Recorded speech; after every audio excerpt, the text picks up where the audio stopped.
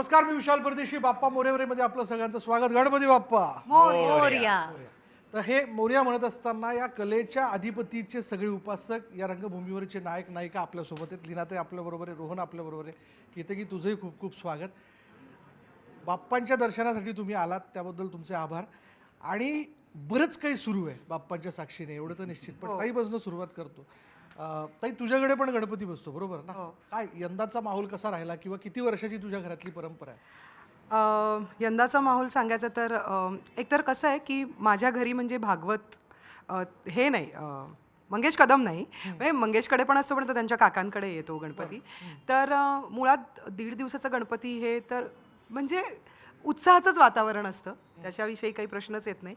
पण यावर्षी तो आमच्यासाठी सगळ्यांसाठीच विशेष होता, कारण गणपतीच्या आधी म्हणजे खरं तर बाप्पा येतो आणि नंतर आशीर्वाद देतो. तर ह्यावर्षी बाप्पाने आधी आशीर्वाद दिले आणि मग बाप्पा विराजमान झाले. त्यामुळे सुरुवातीलाच आमचे हाऊसफुलचे बोर्ड लागायला सुरुवात झाली होती. आमने सामने हा आमना सामना आपला होतो, ते आमने सामने जोरदार चाललंय. त्यामुळे हाऊसफुलचे बोर्ड. आणि मला वाटतं आदल्या दिवशी म्हणजे हरताळकेच्या आदल्या दिवशी आम्ही तो प्रयोग करत होतो. आम्ही सगळेच जण प्रयोग करत होतो आणि तो प्रयोग संपवून मग घरी जाऊन मग डेकोरेशन जे काय होतं ते. आणि आमच्या ग्रुपवर आम्ही तिघांनी एकमेकांना अशी आमंत्रणं दिली होती की तिघांच्याही घरी 1.5 दिवसाचे गणपती, आपण जाऊ शकत नाही आहोत पण आपण फोटो पाठवूया. आणि 1.5 दिवसाचा विसर्जन केलं तिघांनी आणि लगेच दुसऱ्या दिवशी परत प्रयोग केला. त्यामुळे यावेळेचं माहोल खूपच जास्त छान होता. वा, हाऊसफुलचा बोर्ड लागला आमने सामनेला, हाच एक फार मोठा आशीर्वाद आहे. वगैरे ते सपशेल कुठे की प्रेक्षक येत नाहीत. जर तुम्ही दर्जेदार काही देणार असाल तर निश्चित प्रेक्षक येतात, हो की निरोन? अगदीच बरोबर आहे. आणि मला असं वाटतं की आमचं आमने सामने नाटक हे कोविडच्या आधी सुरू झालं होतं. तो आम्ही काळ बघितला ज्यावेळेला 50% प्रेक्षकांच्या उपस्थितीत प्रयोग व्हायचे. त्यानंतर आणि सगळ्यात आधी नाटक बंद केलं आणि सगळ्यात शेवटी नाटक सुरू झालं बरोबर, त्या सगळ्या काळात. बरोबर. पण तो काळ गेला, आमचा 350वा प्रयोग झाला आणि 350व्या प्रयोगानंतर म्हणजे आधी नाटकाला प्रेक्षक येत होते, लोकांना नाटक आवडत होतं. पण आत्ता सलग 20, 25, 30 प्रयोग आमचे हाऊसफुल. मग आत्ता आमच्यासाठी खरं तर ही खूप आनंदाची गोष्ट आहे की एका प्रेक्षकांनी आम्हाला येऊन सांगितलं की ॲक्च्युली आम्ही तुमचं तिकीट ब्लॅकने काढलं आहे आज. तर आमचं असं झालं की बाप रे, सुद्धा ब्लॅक होत होतं हे म्हणजे आमच्यासाठी ही आम्ही वाशीच्या प्रयोगाला हो, सांगितलं आम्ही पण सगळ्यांनी असं एकमेकांकडे बघितलं की हे घडतंय आपल्या बाबतीत. क्या बात. कारण इतका कठीण काळ नाटकाने बघितला पण त्यानंतर जसं लीनाताई म्हणते की खरंच बाप्पाचा आशीर्वाद आहे आता की आत्ता आम्ही काही थांबत नाही आहोत.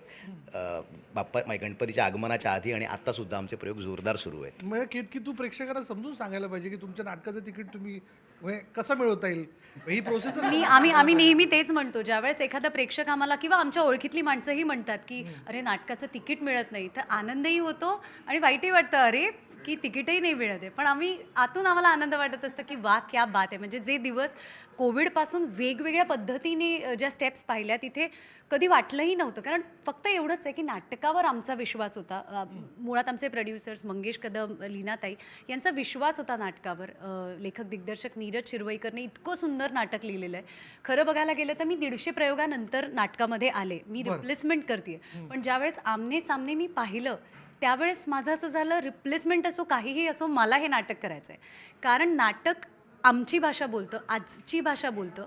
आणि मुळात हे नाटक केवळ तरुणांना नाही तर प्रत्येक पिढीला कनेक्ट करणारं, रिलेट करणारं नाटक आहे. आणि आजकाल खरं बघायला गेलं तर रील्सच्या जगात किंवा सगळ्यांचं पेशन्स कमी झाले आहेत, खूप वेळ काहीतरी बघण्याचे. पण आमचं नाटक 3-3.5 तास चालतं आणि वन्स मोरमुळे ते अजून मोठं होतं. वन्स मोरही मिळतं म्हणजे नाटकाला वन्स मोर मिळतं. नाटकात वन्स मोर घेतो म्हणजे काय. हा म्हणजे पहिल्या अंकात आज महोत्सव महिमान आहे, त्याला येतोच ना. त्याला लीनाताई काय पद्धतीने गेलेली ना स्टेजवर, ती दरवाजा उघडते, ते असा बरं काहीतरी कसं आहे की हे आम्ही आत्ता करतोय असं नाही, हे आम्ही आधीही करत होतो. हे आम्ही पहिल्या प्रयोगापासून करतोय. बरोबर. आता काय जादू झाली मला असं वाटतं की म्हणजे ना सतत रंगभूमीवर असणं, रंगभूमीशी असलेली आमच्या चौघांचीही आम्ही ज्या पद्धतीने एकनिष्ठ आहोत रंगभूमीसाठी त्याचंच फक्त हे फळ आहे असं आम्हाला वाटतं की इतके सतत म्हणजे ना प्रयोगासाठीची प्रेक्षकांची संख्या ही अगदी बुकिंग कमीत कमी हे मला अगदी सांगायला जाहीरपणेही काही वाटणार नाही की 28,000 40,000 ह्या बुकिंगमध्ये सुद्धा आम्ही प्रयोग केलेले आहेत. बरं. पण तेव्हाही ते प्रयोग आम्ही चौघांनीही तितकेच मन लावून केले जितके आत्ता असा हाऊसफुलचा ऑडियन्स उठून उभा राहतो आणि टाळ्या वाजवत असतो. म्हणजे पहिले खर्च जो झालाय जे मिळतात त्यात खर्चही आपला निघत नाहीये, निघत पण आता हाऊसफुल आहे सगळं. आता हाऊसफुल. पण मी खरं सांगू का, तेव्हाचा खर्च निघत नाहीये, आता खर्च निघतोय हे ना हे ठोकताळे तुम्ही कधी बांधच बसला नाही. म्हणजे निर्माते म्हणून सुद्धा नाही. हा. हे नाही, नाटक छान होत आहे, नाटक मस्त होत आहे, आम्ही एन्जॉय करतोय. मागून विंगेत कित्येकदा मी इकडे पळत जाते, हे माझ्याकडे, हे छान झालं, हे मस्त झालं, हे आता असं करूया. पण पहिल्या अंकातला याचा रंग बरसे आणि दुसऱ्या अंकातला मौसम बडा आम्ही खूप एन्जॉय करतो. प्रेक्षक एन्जॉय करतात, बोलत असतात, पार्टिसिपेट करत असतात. काय होत नाही म्हणजे जसं केतकी म्हणाली की कुठलाही कॉन्टेंट आता आपल्याला सांगतात की कुठलाही कॉन्टेंट आम्हाला हवा असतो आणि तो 30 सेकंदाच्या वर जाता कामा नये. नाही एवढं लोक बघणार नाही, ते स्क्रोल करणार. हा. आम्ही आज अभिमानाने सांगतो 3 सव्वा 3 3.5 तास नाटक चालू असतं. प्रेक्षक हलत नाहीत आणि ते म्हणतात की वाटलंच नाही की आम्ही 3.5 तास एका जागेवर बसलोय. किंवा ब्लॅकआउटमध्ये कधी कुणाच्या चेहऱ्यावर असा मोबाईलचा लाईट दिसतोय का, तर नाही. ते त्यांचं असं होतं की अरे हा 5 सेकंदाचा ब्लॅकआउटही आम्हाला नकोय. म्हणजे माझ्या भावाने मला फोन करून हे विचारलं होतं की नाटकाचं तिकीट मिळत नाहीये. आणि शेवटी मी ते एका तिथल्या तुमच्या जे आयोजक आहेत त्यांना फोन करून ते तिकीट मी त्याला मिळवून दिलं. पण हा संवाद होण्याच्या अगोदर मी त्याला फोन केला होता. तो म्हणला का ते म्हातारी ते जे काय आहेत ना ते भारी भिडून ठेवतात स्टार्ट टू एंड आणि जोरदार त्याला टाळ्या असतात. पण एखादा गंभीर विषय म्हणजे लग्नसंस्था असेल, त्यातल्या समस्या असतील, तो विनोदी अंगाने तो फॉर्म समजून सांगणं हे किती अवघड होतं. नाही, आत्तापर्यंत मी लहानपणापासून किंवा केतकी लहानपणापासून आम्ही नाटकं बघतच मोठे झालेलो आहोत. म्हणजे मी लीनाताईचं, मंगेश सरांचं काम याआधी पण पाहिलं आहे. पण आता काय झालं आहे, आता जसं केतकी म्हणाली मीडिया खूप बदलतो आहे आणि या बदलत्या मीडियाच्या काळात नाटक टिकवणं, नाटक जगवणं हे खरंच खूप चॅलेंजिंग आहे. त्यासाठी खरंच नीरज शिरवईकरचे आभार, कारण त्याने ज्या पद्धतीने हे नाटक लिहिलं आहे, हे नाटक लिनियर जात नाही. म्हणजे मला एक सांगायला आवडेल की एक 25चा तरुण होता आणि नाटकानंतर त्याने येऊन आम्हाला सांगितलं की माझ्या आयुष्यात पाहिलेलं हे पहिलं नाटक आहे मी. तेही मला खूप जणांकडनं कळलं की हे नाटक बघितलं पाहिजे आणि मला आज नाटक नाही, मला वेबसिरीज बघितल्यासारखं वाटतंय. क्या बात आहे. बरं, असा फॉर्मॅट आहे तो. हां, मग ह्या नाटकाचं फॉर्मॅट इतकं वेगळं आहे की तुम्हाला लिनियर गोष्ट जात नाही. म्हणजे एका महिन्यात या घरात काय घडलं आणि त्याच एका महिन्यात या घरात काय घडलं ही गोष्ट तुम्हाला दिसते. बरं. आणि त्यातले जे मधले दुवे आहेत हे प्रश्न आम्ही कलाकार प्रेक्षकांना विचारतो आणि प्रेक्षक आम्हाला उत्तर देतात. बरं. की गेल्या पहिल्या अंकात या सीनमध्ये काय घडलं होतं, अच्छा. दुसऱ्या सीनमध्ये काय घडलं होतं, म्हणजे असं तुम्ही प्रेक्षकांशी बोलता ना. बोलतो. त्यांची मी काय घेऊन गेलो होतो, मग ते सांगतात तू काय घेऊन गेला होता किंवा आई काय घेऊन गेला, हे म्हणजे ते हातातली एक स्वतः पिशवी, एक थैली, त्यात काय होतं तर ते म्हणतात की रस्सम वडा होता, आम्हाला आठवतंय.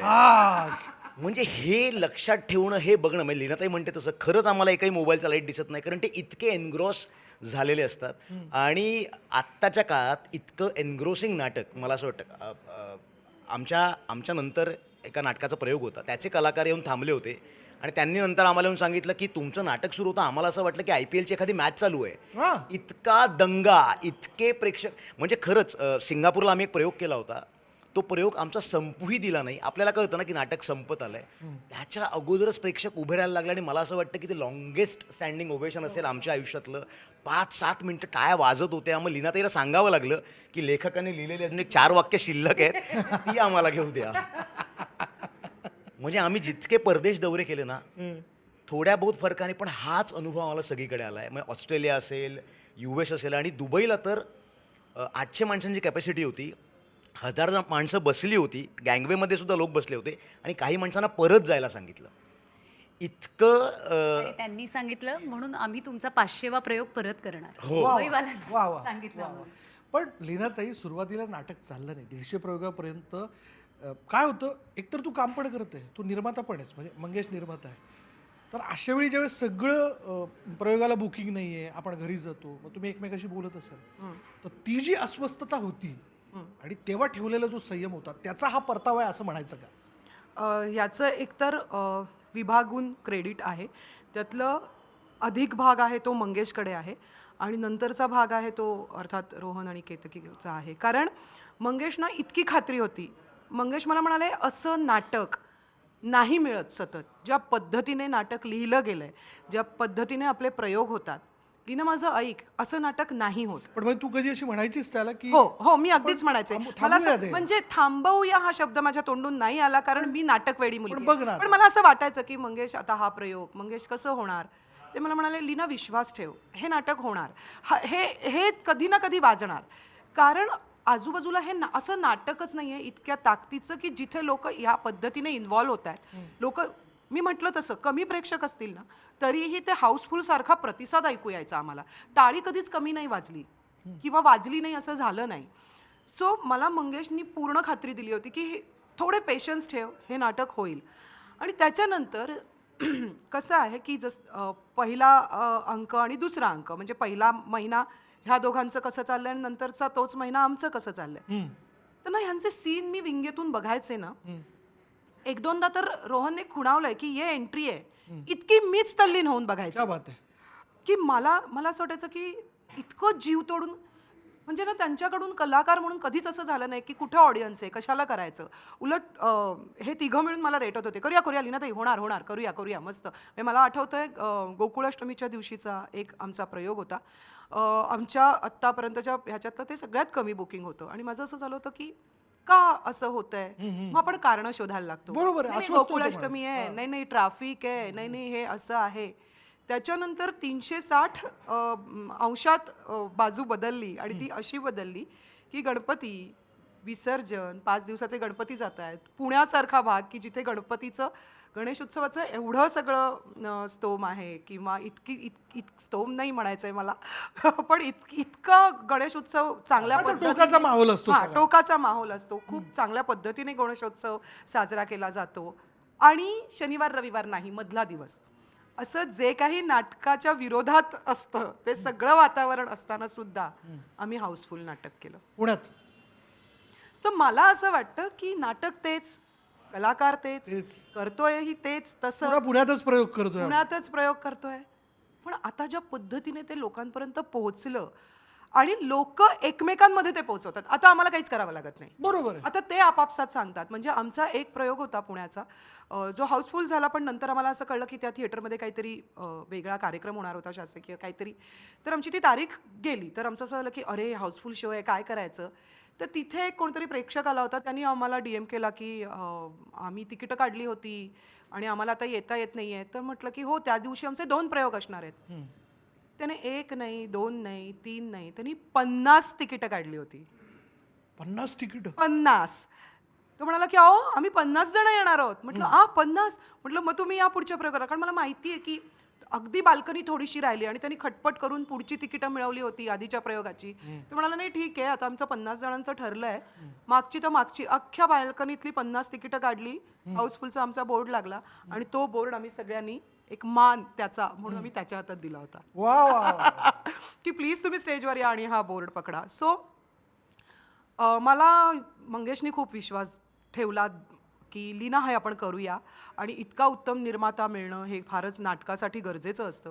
त्यामुळे अर्थातच त्यांच्यामुळे ह्या दोघांनी जी प्रत्येक वेळी असं तर असं, ह्या पद्धतीने तर ह्या पद्धतीने, का इथून प्रवास करून तिकडे जायचं आहे का, ठीक आहे आपण करूया. आम्ही मग त्यातल्या त्यात मजा काय करतो की आमचा दौरा असेल किंवा काय असेल तर आम्ही जरा काय म्हणतात ते थोडंसं निर्मात्यांना पटवून थोडेसे मस्के मारून मग कुठेतरी Airbnb मध्ये राहा, कुठेतरी जेवायला जा, अशी काही काय मजा करत असतो. नाही, पण मी जेन्युइनली सांगेन की मंगेश सर, लीनाताई निर्माते म्हणून तर हे ग्रेट आहेतच, कारण त्यांनी या नाटकाचा विश्वास कधी ढळू दिला नाही. पण तुम्ही कधी अस्वस्थ झाला होता सुरुवातीला? प्रेक्षक दिसत नाहीये, बुकिंग नाहीये. मी खरं सांगू का, ह्या सगळ्यांमध्ये ना मी स्वतःला खूप लकी समजतो, कारण माझ्या आयुष्यातलं हे पहिलं व्यावसायिक नाटक आहे ज्या नाटकाने मला सगळं दिलं. मला US, Australia, Dubai, Singapore, Qatar इथले मी प्रयोग केले. मग तिथल्या नाट्यगृहात जाऊन प्रयोग करणं हे माझ्यासाठी इतकं स्वप्नवत होतं. जगभर भ्रमंती झाली. आमने झालं तुमचं. हाऊसफुलचा बोर्ड बघितला.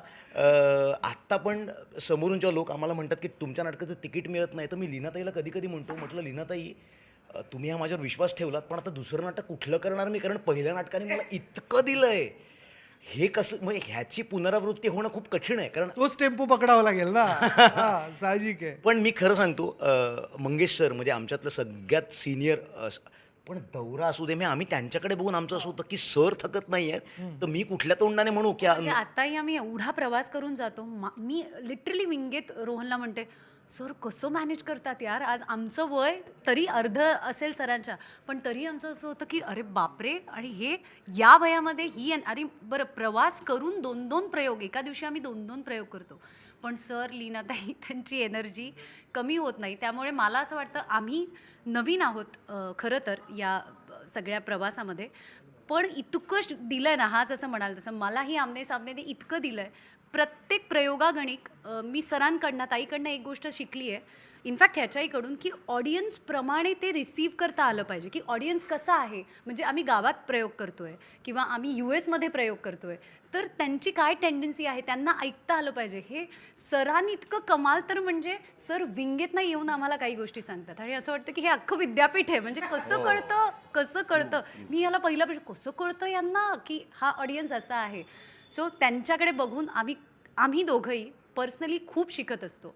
कारण नाटकामध्ये असं म्हणतात ना की अभिनेता उघडा पडतो, तुम्ही स्टेजवर असता काहीही झालं तरी, तर आमच्यासाठी ही अख्खी एक अकॅडमी झालेली आहे. पण मला असं वाटतं की मगाशी दादा तू जो प्रश्न विचारलास ना, की ज्या वेळेला असं वाटलं त्यावेळेला नेमकं काय मनात चालू तो अस्वस्थ झाला होता. हां, पण काय व्हायचं ना त्या काळात पण मग आता डॉक्टर मोहन आगाश यांनी ऑस्ट्रेलियात आमचं नाटक बघितलं आणि नंतर पुण्याच्या प्रयोगाला, तेव्हा काही आमचे प्रयोग हाऊसफुल वगैरे जायचे नाहीत, बुकिंग बरं असायचं, प्रेक्षक छान बोलायचे येऊन, फोटो वगैरे सगळे काढायचे, पण हाऊसफुल काही होत नव्हतं. पण एक कपल येऊन थांबलं होतं, सगळे आले, फोटो काढून गेले, ते थांबलं होतं, ते सगळं शांत झालं वातावरण. त्याच्यानंतर ते जवळ आले आणि त्यांनी आम्हाला सांगितलं की actually we are on the verge of divorce, आमचा डिवोर्स होतो आहे, आणि डॉक्टर मोहन आगाश यांनी थेरपीचा एक भाग म्हणून आम्हाला सांगितलं की आमने सामने नाटक बघून या.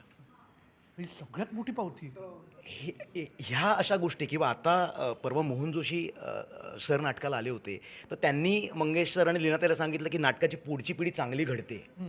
ह्या अशा दिग्गज माणसांकडनं जेव्हा हे असं वातावरण आपल्याला अनुभवायला मिळतं ना, तेव्हा विश्वास नाटकावरचा अजून वाढत जातो आपला. आणि मोहन जोशी सर हेही म्हणाले ना की नाटक पाहिलं आज खूप महिन्यांनी एक नाटक बघितलं मी. म्हणजे नाटक बघायचं असेल तर तुम्ही आमने सामनेचा प्रयोग बघा. ह्या सगळ्या मुवमेंट्समुळे आम्हाला नेहमी नाटकावरचा विश्वास आमचा वाढत गेला, की मग आपण बऱ्याचदा म्हणतो की आत्ताची पिढी नाटकाला येत नाही, किंवा मला मंगेश सर लीनाताईची कुठली गोष्ट आवडते ना, की आत्ताचे लोक नाटकाला कसं येतील असं नाटक आपण करायला हवं. क्या बात. बरं. 40-50चे लोक येतातच नाटकाला, ते सूत्र ओळखून करायचं. हां, पण आत्ताची पिढी, आणि म्हणून मला असं वाटतं की त्यांनी हे नाटक निवडलं. आणि आत्ता आई वडील येऊन गेल्यानंतर ते म्हणतात की आम्ही तुमच्या पुढच्या प्रयोगाला मुलांना पाठवतो, आणि मुलं येऊन गेली तर ते म्हणतात की आम्ही आईवडिलांना पाठवतो. आणि मला असं वाटतं की जर 2 पिढ्यांना हे नाटक बांधत असेल, 2 पिढ्या जर आमनेसामने येत असतील या नाटकामुळे, त्यांच्यात एक संवाद घडत असेल नात्याला घेऊन, तर मला असं वाटतं की एक आमच्यासाठी खूप मोठी पर्वणी आहे. म्हणून ना वाईट वाटायचं, जसं लीनाताई म्हणाली, आम्ही डाऊन व्हायचो, पण कधीच कंटाळा करून आम्ही प्रयोग एकही केला नाही आजपर्यंत. बरं, झालं असं होतं त्या काळात की सगळी अवॉर्ड्स मिळाली नाटकाला, पण तो करोनाचा काळ असल्यामुळे कुठलेच बक्षीस समारंभ झाले नव्हते. बरं. 50 माणसांमध्ये, निम्म्या लोकांमध्ये.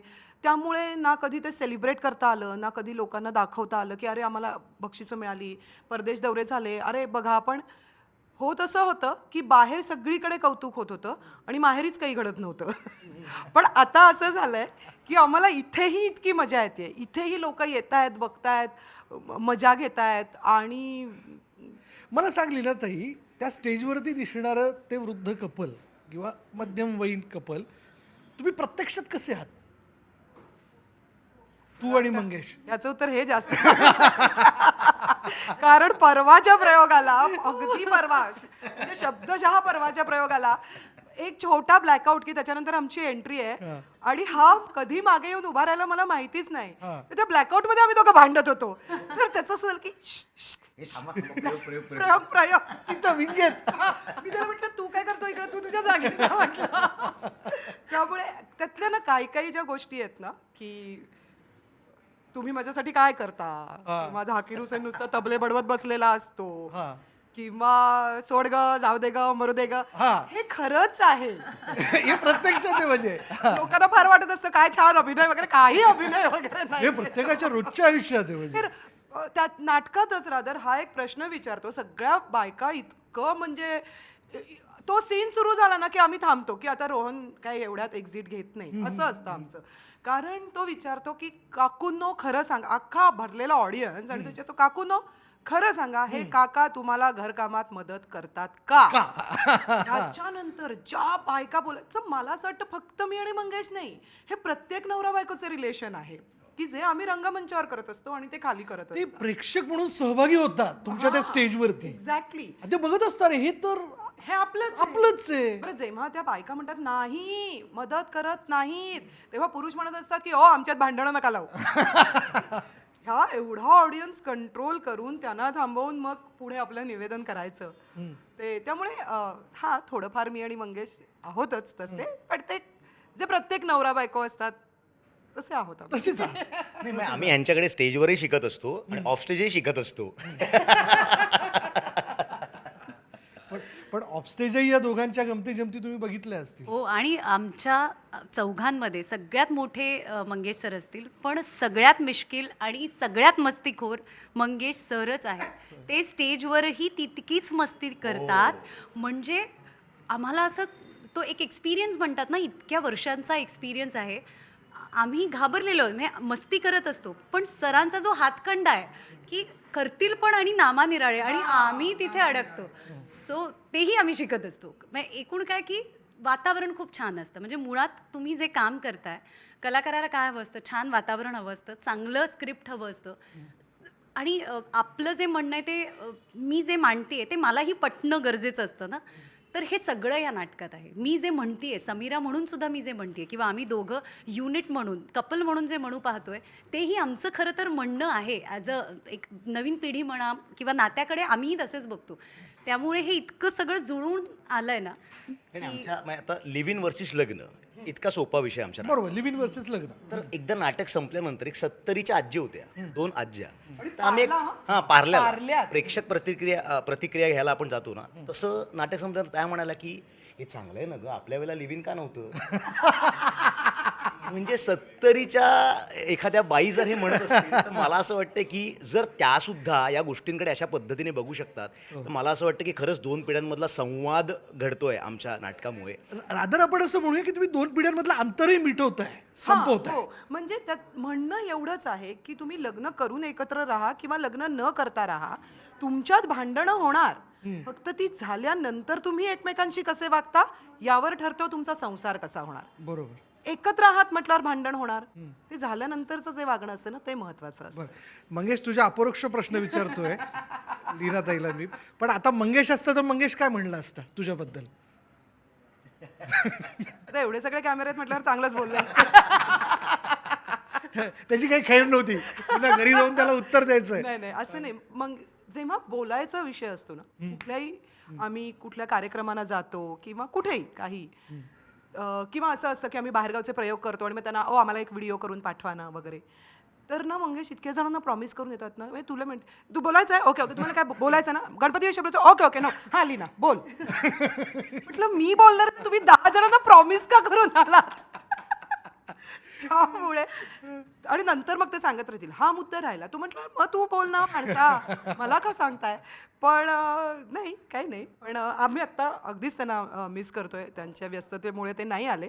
पण आमची टीम खूप छान आहे आणि जेव्हा जेव्हा आम्ही दौऱ्यावर निघतो तेव्हा घरातून आमच्या साधारण सगळ्यांच्या अशा प्रतिक्रिया असतात की अच्छा पिकनिकला निघालात का. पण मला एक गोष्ट खरंच सांगावीशी वाटते की सांगताना आम्ही विनोदी नाटक असं येतं, पण तुम्ही बिलीव्ह नाही करणार दादा, जेवढे लोटपोट होऊन हसत असतात ना तेवढेच धीरगंभीर झालेले असतात. म्हणजे कित्येक वेळेस जेव्हा प्रेक्षक येतात ना, बायका ताईला मिठी मारून रडतात. वा वा. ज्या हसलेल्या पण असतात, ज्यांनी सगळं एन्जॉय केलेलं असतं. म्हणजे कुठेतरी जे राहून गेलेलं आहे ते कदाचित बाहेर आहे. कित्येक बायका रडतात. आणि आत्ता अलीकडे हाऊसफुल नाटक आमचं सुरू झाल्यापासून कित्येक जणांनी असं सांगितलं की आम्ही पहिल्यांदा नाटकाला येतोय. म्हणजे ऑलमोस्ट अर्ध्याहून अधिक पब्लिक हे पहिल्यांदा नाटकाला येत आहे.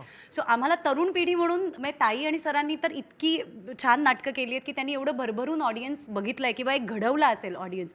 पण आज आमच्या नाटकाला कोणीतरी पहिल्यांदा आलं आहे, ही गोष्ट आम्हाला खूपच. आणि पुण्याच्या प्रयोगाला पंढरपूरवरून एक फॅमिली येते, ती म्हणते आम्ही पंढरपूरवरून निघालो, आता प्रयोग बघितला, आता आम्ही निघणार.